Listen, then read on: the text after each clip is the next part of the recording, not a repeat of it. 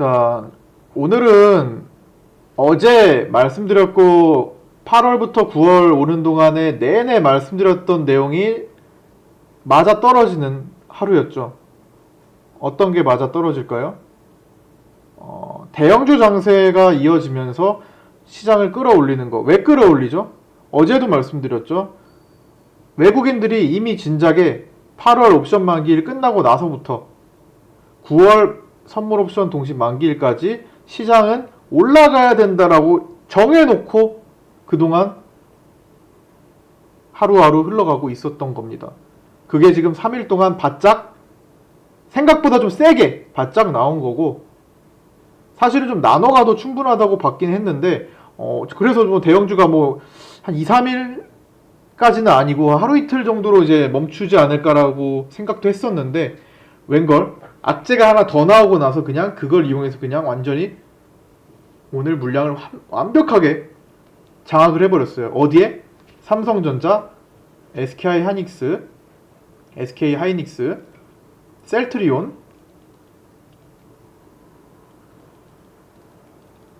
삼성바이오로직스, 코스피 먼저요. 코스피 삼성전자 350조짜리가 좀 깔끔한 화면에 할까요? 자, 삼성전자 350조짜리가 2% 올라갔어요. 시가총액이. SK하이닉스 56조짜리가 4% 올라갔어요. 셀트리온 20조짜리가 4% 올라갔어요. 삼성 바이오로직스 뭐 10 몇 조야? 16조? 18조? 18조. 18조짜리가 2% 올라왔어요. 등등등. 350조 정도, 굵직한 거 350조, 얘만 합쳐, 350조. 삼성전자가 350조가 아니잖아. 잠깐만, 250조. 250조. 합치면, 맞나요? 잠깐, 삼성전자가 지금 250조 아니야? 그쵸, 250조, 260조. 다시. 260조. 합치면 350조 정도. 맞죠? 310, 330. 350조 정도가 네 종목에서 평균적으로 거의 뭐 3% 가까이 올라왔으면 뭐예요 이게? 10조 원 정도가 올라왔네요. 오늘 외국인들이 코스닥을 맡았고 코스피는 기관들이 맡아가지고 굉장히 많이 끌어올렸습니다. 근데 왜 이렇게 바쁘게 갑자기 끌어올리죠? 뭐 때문에? 무슨 그렇게 갈 길이 바쁘다고? 왜 그럴까요? 왜 그럴까요? 일단은 어제 말씀드렸던 이제 기술 수급적으로 보여주는 거는 옵션을 먼저 그렇게 만들어 놨다고 방금 전에 설명드렸잖아요. 환산 선물로 보면은 270선 외국인들이 만들어 놓은 곳. 그다음에 그게 이제 코스피 환산으로 보면은 2030에서 2050선. 여기까지 언제? 9월 11일 옵션 선물 옵션 동시 만기일까지. 여기 갖다 놔야 외국인들이 돈 벌어요. 외국인들이 그러면은 바보예요? 이렇게 만들어 놓고 개인들한테 먹게 할까요? 기관들 편안하게 먹게 할까요? 아니요. 외국인들의 힘이, 옵션 시장에서는 외국인들이 좀 더 우위를 차지합니다. 그래서 일단 열심히 끌어올리는 거예요. 근데 오늘은 기관들이 끌어올렸어요. 왜 기관들이 오늘은 또 같이 끌어올렸을까? 오늘은 코스피 기관들이 올렸어요. 보시면 수급 자체를 보세요. 코스닥만 외국인들이 꾸준히 진입했지. 자, 오늘 코스피는 기관들이 끌어올렸습니다. 금융투자, 연기금. 왜 오늘은 코스피는 기관들이 끌어올렸을까요? 오늘 애초에 그냥 옵션 포지션이 오늘은 외국인들이 2050에 대한 거 물량을 좀 뺐어요. 많이. 꽤나 뺐습니다. 근데 그거 그대로 금융투자에서 받아갔어요. 금융투자에서 끌어올리기로 지금부터 시작을 한 거예요. 그러니까 현물까지 같이 끌어올려 버리는 겁니다. 열심히 외국인들은 코스닥을 선점해요. 어떤 거? 대형 바이오주들. 바이오주들 그동안 너무 많이 내려갔었죠. 셀트리온 헬스케어, 신라젠, HLB 등등. 개별 수급은 뭐 확인 안 해봤으나 굵직한 바이오주들을 외국인들이 이렇게 잡아내지 않았으면 이런 수급이 나올 수가 없습니다. 하루 종일. 굴곡이 있는 상태가 아니었어요. 그냥 하루 종일 외국인들은 코스닥 굵직한 바이오주들 혹은 IT 종목들을 하루 종일 매수를 했다는 겁니다. 뭐를 위해서? 지수를 끌어올리기 위해서. 아무리 코스피랑 관련이 있다고 해도 파생시장이 코스피와 코스닥이 완전하게 반대로 갈 수는 없는 거예요. 어느 정도 비슷하게 흐름을 같이 하잖아요. 한 나라의 증시 주식들이기 때문에 포지션은 비슷해요. 코스피가 좋은 날은 코스닥이 좋을 확률이 높고 코스닥이 나쁜 날은 코스피도 나쁠 확률이 높긴 해요. 약간은 달라지지만. 그런데 한쪽은 기관들이 장악하고 한쪽은 외국인들이 장악한 날임에도 오늘 포지션 비슷했습니다. 그렇죠? 그렇기 때문에 어쨌든 이거는 이제 보여지는 거고, 그럼 왜 끌어올리는데요? 그래서 왜 이렇게 상방에다가 땡겨놨는데요? 진작부터 땡겨놨다고 말씀드렸죠. 8월 옵션 만기 끝나자마자부터 정신없이 그냥 거기다가 자금을 쓸어 놓고 있었거든요. 즉 지금 한 3주 정도 됐어요. 저는 이제 3주 동안 단 한 번도 이 관점을 바꾼 적이 없어요. 그쵸? 다들 아시죠? 8월 옵션 만기 끝나고 나서부터 지금까지 저는 단 한 번도 이 입장을 바꿔본 적이 없어요. 왜? 수급이 그렇게 말을 해주고 있거든. 파생시장이 그렇게 보여주고 있거든요. 9월 11일까지 시장을 최대한 밑에서부터 끌어올리려고 할 것이다. 바닥에서 악재들은 굉장히 많이 터지고 있어요. 아직도. 어제도 디플레이션 얘기 나오잖아요. 처음으로. 그랜들은 신문 보고 뉴스 봐요. 야 뭐야 새로 디플레이션 그동안 얘기 안 했잖아. 이거 시장 큰일 났다. 이거 팔아야 되겠다. 종목 나 주식 이거 갖고 있는데 이거 바닥인 줄 알았더니 또 이런 얘기 들리네. 아이고 팔아야겠다. 이렇게 가버려요. 아니 악재가 터지면 뭐예요? 그냥 호재가 터진다고 무조건 다 올라가요? 악재가 터진다고 무조건 떨어져요? 아니에요. 미리 다 반영돼 있을 수도 있고 실제로 사고 파는 사람들이 일어나지 않으면 아무런 반응이 없는 것도 있어요. 개별적인 종목들도 마찬가지잖아요. 악재가 터졌는데 왜 얘는 가만히 있지? 이런 것들도 가끔 느껴보시죠? 왜 호재가 터졌는데 얘는 왜 움직이지도 않지? 사고 파는 사람들이 그냥 그거 신경 안 쓰면 사실 아무 의미 없는 거예요. 사고 파는 사람들이 모여서 만들어지는 거잖아요. 시장도 마찬가지입니다. 악재는 악재 맞아요. 디플레이션 얘기. 근데 이미 예상될 수 있는 수준입니다. 왜? 어떤 경제의 흐름들은 예를 들어서 장단기 금리차 역전할 때도 하루아침에 갑자기 오늘 자고 일어났더니 갑자기 장단기 금리차가 역전됐어. 이러진 않잖아요. 수출 감소? 어제까지는 괜찮았는데 오늘 자고 일어나니까 갑자기 수출이 갑자기 하루아침에 안 돼. 이런 게 아니잖아요. 환율? 지난번에 1200원 올라갈 때 오늘까지는 1100원이었는데 갑자기 하루 자고 일어나니까 1250원이야 1210원이야 이런 거 아니죠. 다 연속성이 있습니다. 그쵸? 뭐든지 다 경제 지표들은 다 연속성이 있어요.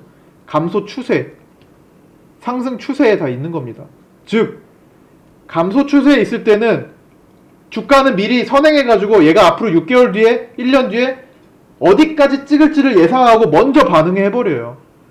이렇게 떨어지고 있으니까 6개월 뒤에는 여기까지 떨어져서 정말 그때 큰 문제가 발생하겠구나. 그래서 주가는 먼저 반응해서 떨어집니다. 왜? 그만큼 심리들이 모여서 이거 그렇게 되면은 이거 굳이 보유하고 있어야 되는 거 아니겠네. 사람들이 매도만 하기 때문에 이렇게 돼요. 반대로 좋은 현상이 나타날 때 이 추세면은 6개월 뒤에 여기까지 올라가 있겠네 라고 먼저 주가는 선반영을 해서 먼저 올라가 버립니다. 더 빠르게 이 구간에 있을 때 다 정점을 찍어 버려요.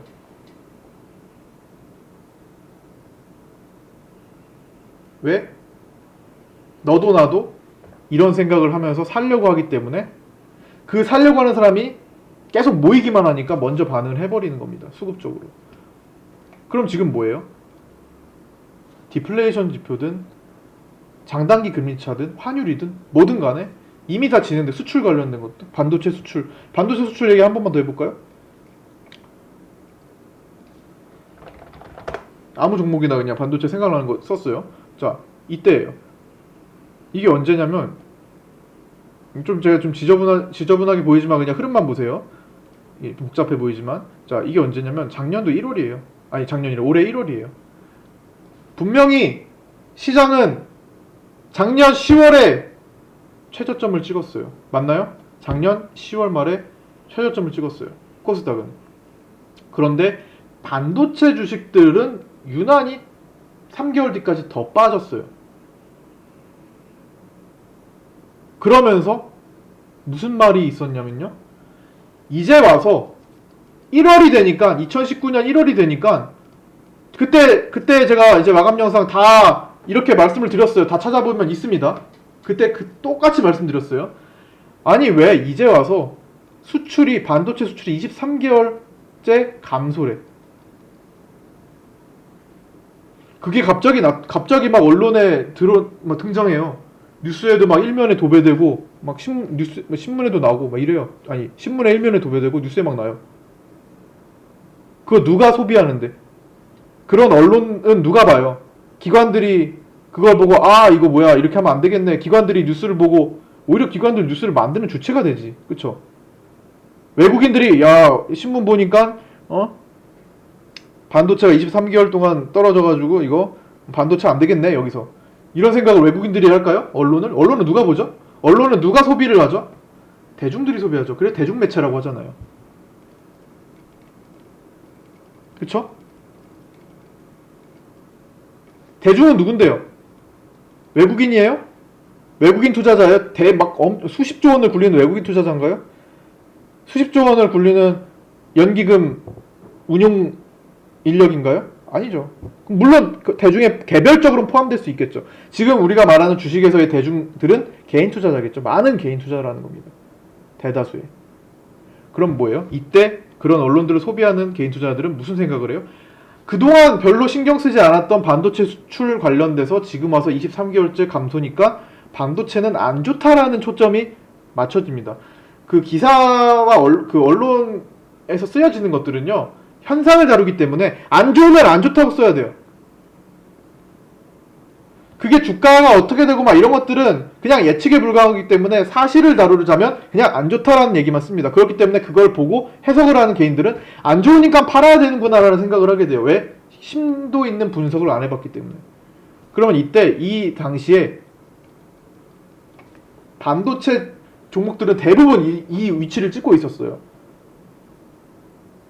갑자기 등장한 23개월 수출 하락에 의해서 개인들은 갑자기 팔려고 합니다. 아, 팔아야 되는구나. 반도체 팔고 다른 데 가야 되겠구나.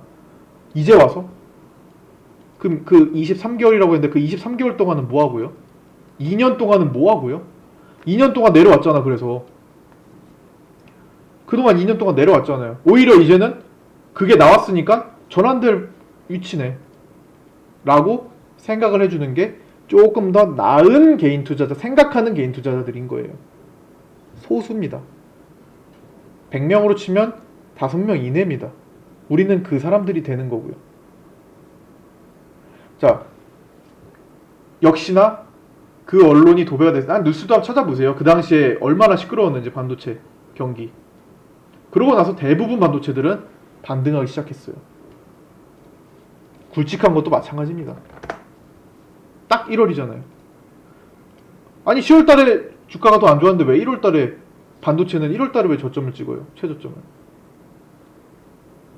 반도체 종목은 그랬다는 겁니다. 그럼 뭐예요? 지금 다시 아까 전에 얘기로 돌아가서 그래서 지금 이렇게 새로운 악재들도 있고 막 이렇게 디플레이션, 장단기 금리차, 환율 뭐 이런저런 문제들이 있어요. 국내 정치도 불안하고 그게 다 연속적이었다는 겁니다. 어떤 지표든 다 이렇게 내리막을 걷고 있었다는 거예요. 그게 어떤 정점을 통과했다는 겁니다. 기준점을 통과해서 이제 언론화가 되고 있는 거예요. 내려와서 어떤 라인을 통과해서 이제 사실이다라고 발표할 수 있는 겁니다. 확정된 거예요. 사실화된 거예요. 얘는 끝났어요. 재료는. 그동안 여기까지 될 걸 우려하고 주가는 다 떨어졌습니다. 그렇기 때문에 그걸 이용해서 외국인들은 그래 이젠 다 정점 찍고 되겠네. 다 먼저 옵션부터 상방으로 다 끌어올립니다. 수많은 개인 투자 중에 이 옵션 포지션을 같이 보면서 매매하는 사람들이 얼마나 될까요? 100명 중에 얼마나 될까요? 5명 미만이라고 봐요. 비율로 보면.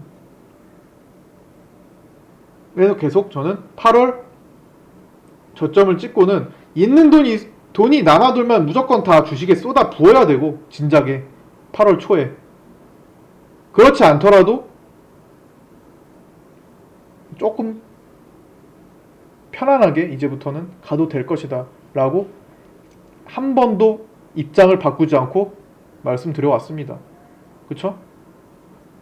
얼마 전에 7%가 떨어졌던 그 시장에도 많은 사람들이 큰일 났습니다 라고 할 때, 많은 사람들이 이때 우려를 엄청 많이 했어요. 그 이후에도 중간중간 뚝뚝 떨어질 때. 왜냐면 그때마다 안 좋은 지표들이 계속 나왔거든요. 무역전쟁 여파로. 뭘 큰일 나. 그때부터 더 오히려 기회지. 어차피 그랬던 사람들은 이제 올라오니까 시장은 좋습니다 이렇게 말 바꿔요. 기회를 그러면 활용을 못해요. 그 당시에 기회를 활용을 못합니다. 입장은 정말 지표가 바뀌었을 때 바꾸는 거예요. 내가 생각한 근거가 확실하다면 입장을 바꿀 필요가 없는 거야. 그 근거가 유지가 되고 있으면. 근데 만약에 제가 입장을 바꿀 수 있는 게, 입장을 바꿔야만 된다면 어떤 게 필요해요? 옵션물이 바뀌어야겠지. 혹은 9월 11일에 지나서 10월물을 봐야겠죠. 그쵸? 이때도 마찬가지였다는 거예요. 그 미국 시장도 마찬가지. 똑같은 관점에서. 신고가 찍으러 간다고 여기서부터 말했던 것도 같은 입장인 겁니다. 미국 시장은 끝났다고 얘기를 많이 전 세계적으로 굉장히 많이 했던 그 시기, 작년 12월에도 아니다, 이거는 저는 신고가 가는 거다, 찍고 신고가 갈 것이다 라고 한 번도 입장을 바꾸지 않았어요. 여기서 찍고 여기서 신고가 가는 패턴이다. 신고가 갔잖아요. 또 어떤 근거가 있다면 그 근거가 바뀌지 않는 선에서는 입장을 고수를 해야 투자를 할 수가 있겠죠. 뭔가 방향성을 갖고. 하여튼 그런 상황이고요. 그래서 지금 악재들은 이미 다 시장에 반영됐다고 보시면 돼요. 웬만큼은 다 반영됐어요. 정말 말도 안 되는, 시장에서 예측하지 못하는 수준까지 갑자기 뭔가 사건이 일어난다면 떨어질 수 있겠지만, 그러면 이제 옵션이 빠르게 정돈되겠죠. 거기에 맞춰서. 그런 일이 발생하지 않는다면 무난한 장세가 펼쳐질 것이고, 이미 많이 내려와서 올라가는 과정이기 때문에 오늘 같은 날이 반드시 필요해요. 어떤 날이에요? 대형주로 먼저 튼튼하게 시가총액을 올려놓는 날입니다. 어떤 거냐면요, 자, 지금 3일 동안 특히 오늘 대형주들을 많이 끌어올려서 시가총액이 상당히 많이 올라갔어요. 자연스럽게 증시는 올라갔습니다. 이제부터 대형주들이 제자리에서 어느 정도 유지만 해줘도, 더 이상 대형주를 왜 제가 안 하냐면, 이제부터 재미가 없어요. 3일 천하로 끝날 수가 있어요. 이제부터 대형주를 해야겠다고 마음 먹는 개인 투자자들이 많아요. 그래, 대형주를 샀어요. 그럼 이제부터 중소형 장세가 와요. 대형주는 이제 이제 횡보할 거거든. 어느 정도는. 많게는 일주일 정도 올라가겠죠. 3일에서 7일 정도. 근데 이제 횡보할 거거든요. 어느 정도 올라가면. 근데 지수는 여기에 맞춰서 얼마나 올라갔겠어요. 그쵸? 올라왔단 말이에요. 지수는 대형주 따라서, 이게 파란선이 지수예요. 지수는 올라갑니다. 대형주, 빨간색 대형주 따라서 파란선 지수가 올라가요. 이렇게 올라간 상태입니다, 지금. 자, 그동안 소형주는 뭐 했죠? 거래 없이 이런 것들이 많았어요. 지금 거래가 없어요.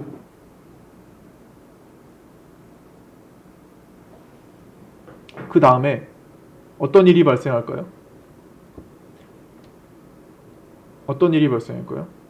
대형주 따라서 지수는 큰 반등 없이 그냥 여기서 평범하게 흘러가더라도 대형주가 그냥 가만히만 있어주면 얘가 키맞추기가 될 수 있어요. 그러면 이게 합산해서 맞는 지수가, 그러니까 지수가 어느 정도 튼튼하게 유지할 수가 있다는 거예요. 요런 관점이 그러니까 대형주가 먼저 자리를 잡아주는 건 반드시 필요하다는 건데 오늘 반드시 필요한 게 나와서 저는 기분이 좋습니다. 상당히 좋아요. 중소형주는 우리는 중소형주라는데 참 움직임이 없는 종목들이 많잖아요.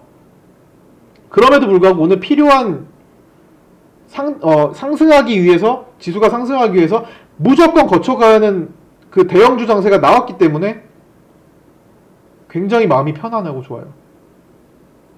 자, 예전에 셀트리온에서 한번 셀트리온 헬스케어 요 개념이 어떤 거냐면요. 1월달 이때예요. 이때. 자, 보세요.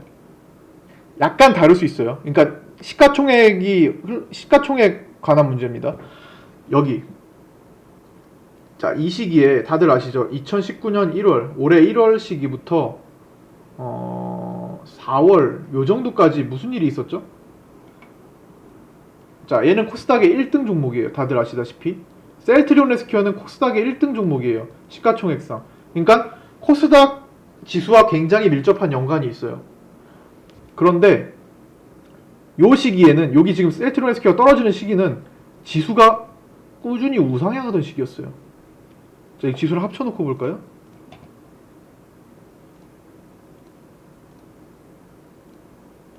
자,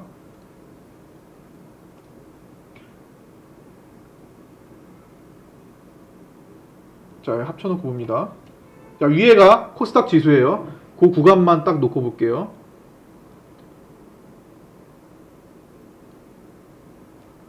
자, 뚜렷하게 보이시죠? 위에 코스닥 지수가 1월 4일부터 1월 2, 3, 4, 4일 오전부터 저점 찍고 올라갔잖아요. 새해 시작하고 이틀 동안 내려서 실망하고 3일째 실망하면서 개인들이 털고 나가니까 그때부터 이렇게 올라가는 장이세요. 코스닥은 이렇게 올라갔어요. 아니, 코스닥이 이렇게 올라가는데 코스닥 1등은 왜 내려가는 거야? 같은 시기에. 그쵸? 요건 반대. 방금 전에 대형주가 먼저 자리 잡는 것과 반대 개념입니다. 어차피 시가총액 논리기 때문에. 자, 1등주가 떨어짐에도 불구하고 시장이 올라갔어요. 이건 무슨 말이에요? 1등주 및 대형주가 떨어졌는데도 불구하고 시장은 올라가요. 중소형주들이 얼마나 많이 올랐다는 거예요? 질보단 양으로 갔다는 거죠. 맞나요? 이걸 능가할 정도로 중소형주들이 많이 올라갔던 때입니다. 중소형 장세가 펼쳐졌던 때예요. 그렇기 때문에 1월 달에 우리가 굉장히 많은 급등 VI를 볼 수 있었고 상한가들을 볼 수 있었던 겁니다. 중소형주를 주로 다루기 때문에. 자, 다시. 분명히 대형주들이 이때 내려갔고 시장은 올라갔어요. 그럼 중소형주들이 엄청나게 올라갔다는 겁니다. 그런데 아까 전에 대형주가 가만히 있는 걸 말씀드렸죠. 지금은 이때는 어느 정도 올라가 놓고 중소형주가 조정을 거칠 때, 중소형주가 이때 조정을 거칠 때 시장은 더 올라갔어요. 그런데 셀트리온 헬스케어는 그냥 원위치만 됐어요. 이게 무슨 말이죠? 셀트리온 헬스케어는 시장이 이렇게 올라가는 동안에 사실 올라간 게 없습니다. 제자리 걸음만 했을 뿐이에요. 종합적으로. 그쵸? 일자 제자리 걸음만 했을 뿐입니다. 여기 페인 부분만 있었지. 그럼 이 동안은 중소형주들이 엄청나게 올라갔다는 거예요. 근데 중소형주가 쉴 때 그냥 얘는 원위치만 됐을 뿐인데 증시는 계속 올라갈 수가 있어요. 착시 효과예요. 마치 셀트리온 헬스케어가 많이 올라갔겠다라고 증시만 보면 생각을 할 수 있다는 거죠. 이때는 중소형주들이 먼저 치고 달린 시장이었습니다. 취약했죠. 생각보다 상승이 오래가지 않고 약했어요. 대형주를 동반하지 못했기, 대형주가 먼저 치고 달리지 못했기 때문에 셀트리온 헬스케어가 그냥 제자리 걸음만 했기 때문에 증시는 상승이 오래가지 못했습니다. 그쵸? 결과적으로 코스닥만 다시 놓고 본다면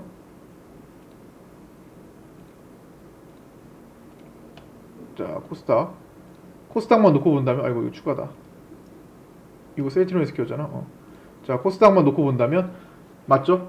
그 당시에 대형주가 먼저 동반하지 않는 상승이었기 때문에 상승이 제한적으로 오래가지 못했어요. 대대 상승으로 만들어지지 못했습니다. 그쵸? 다들 기억하시죠?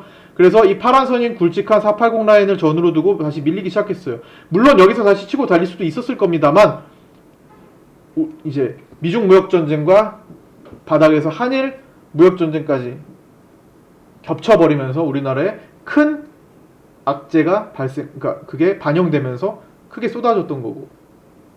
자, 근데 지금은 뭐예요? 대형주가 먼저 동반을 하고 있네. 물론 이 당시에는 대형주가 먼저 치고 달리긴 했습니다. 지금도 마찬가지예요. 이 앞으로도 내용을 살펴봐야 돼요. 앞으로도 대형주가 먼저 치고 가는지 중소형주가 먼저 치고 가는지 살펴봐야 됩니다. 그런데 제가 봤을 때 지금까지의 이제 시장에 드리워진 악재들과 그거를 소화해 나가는 외국인들의 흐름, 수급들을 종합적으로 봤을 때 이때보다는 한번 이게 구름대, 파란 구름대를 탈 때거든요. 파란 구름대를 탈 때 직전이에요. 지금 되게 빨리 왔죠. 여기서 이렇게 조정받을 수도 있습니다. 다시 올라갈 때 이번엔처럼 대형주가 먼저 치고 달린다 하면은 오케이, 이번에는 시장이 저번보다 훨씬 강해질 수 있겠구나라고 생각을 하시면 거의 60% 70%를 맞고 들어갈 겁니다. 늘 그래 왔어요. 늘. 지금 월봉상으로 보면은 저는 이런 구간일 가능성이 높다고 봐요. 이렇게 치고 달릴 가능성, 종목도 V 반등 나오는 그런 코스로 갈 가능성이 충분하다고 봅니다. 한동안은요. 적어도 몇 개월 정도, 적어도 총선 혹은 그 이후에 다음 정권 기대감 될 때까지도 어떤 강한 흐름을 유지할 수가 있을지도 몰라요. 어느 정도 가서 횡보를 하겠지만.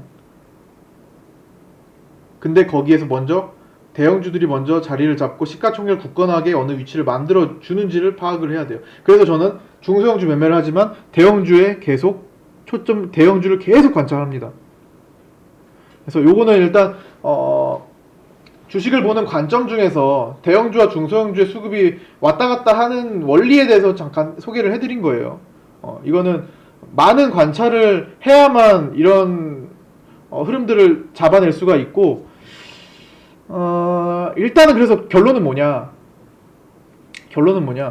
중소형주가 먼저 치고 달린 게 아니라 대형주가 먼저 자리를 잡아놓고 일단 돈의 방향성을 상방으로 올려놨으니까 좀 더 과거보다는 편안하게 매매를 하고 좀 더 편안하게 마음을 갖고 계실 것을 말씀드리는 거예요. 계속 좀 입장이 좀 똑같잖아요. 베어마켓 보면 불마켓도 와요. 정부의 어떤 부재가 있었던 때도 예전에 이때죠. 거의 반무정부 상태가 있었을 때도 마찬가지였어요. 그쵸? 마찬가지였어요. 악재가 뭐 소멸이 됐었나요 그때? 똑같아요. 지금도 마찬가지입니다. 뭔가 다 안 좋은 것들이 확정되고 나면 그때부터는 정말 좋은 기회가 오게 됩니다.